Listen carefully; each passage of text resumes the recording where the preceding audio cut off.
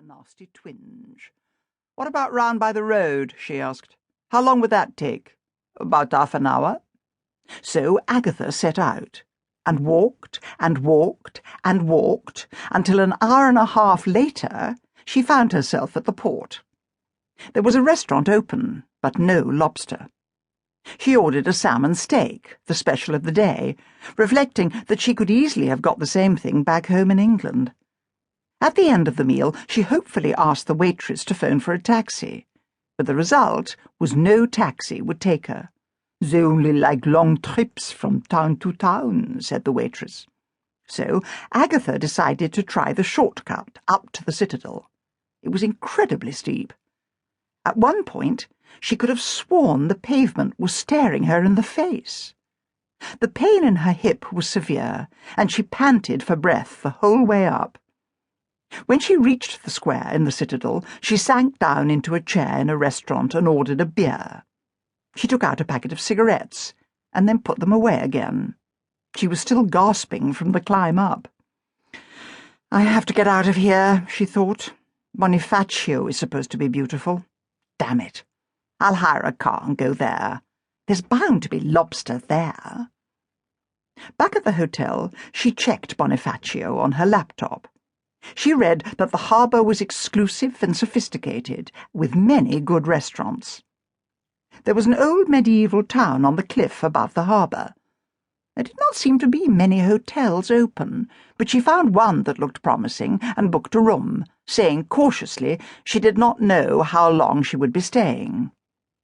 As she drove off at dawn the following morning in her rented car, she was glad of the deserted roads and the fact that the route to Bonifacio was well signposted. As the sun rose on another perfect day and her car climbed up into the mountains, Agatha felt happy. It was all going to be all right. The hotel turned out to be outside the town. She was given a small house in the grounds of the hotel, like a fairy house, made of old stone with a red-tiled roof. There was a large living room, bedroom, and a bathroom with an enormous bath. The hotel only served dinner, so once unpacked, Agatha drove down to the port. Practically all the restaurants were closed. In the short time since her arrival, the sky had darkened, and a freezing wind was bending the palm trees in the port and singing in the shrouds of the yachts moored alongside the quay. Agatha had lunch in one of the few restaurants.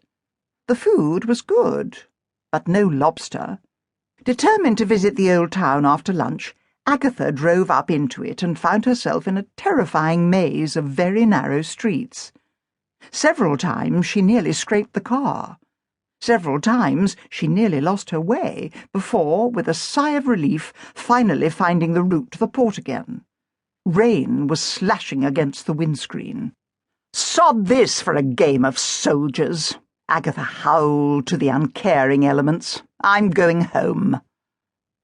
By the time she got to Charles de Gaulle, she had a sore throat, and was cursing that she now had to leave by terminal E2 instead of the former 2F. The terminal is huge and bewildering, and the check-in chaotic.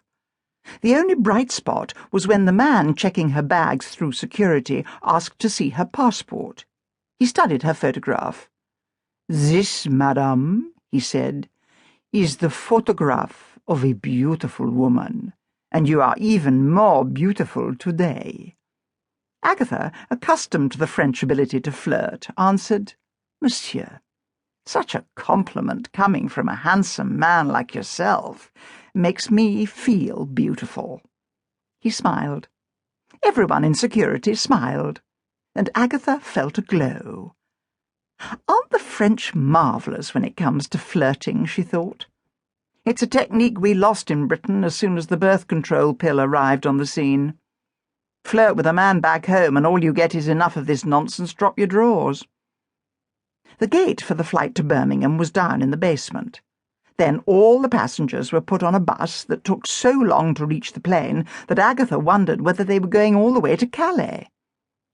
As she drove down the road leading to Carsley towards her cottage, she thought, I can ignore Christmas here just as well as I could in Corsica. But Agatha automatically looked for the Christmas tree on top of the church tower.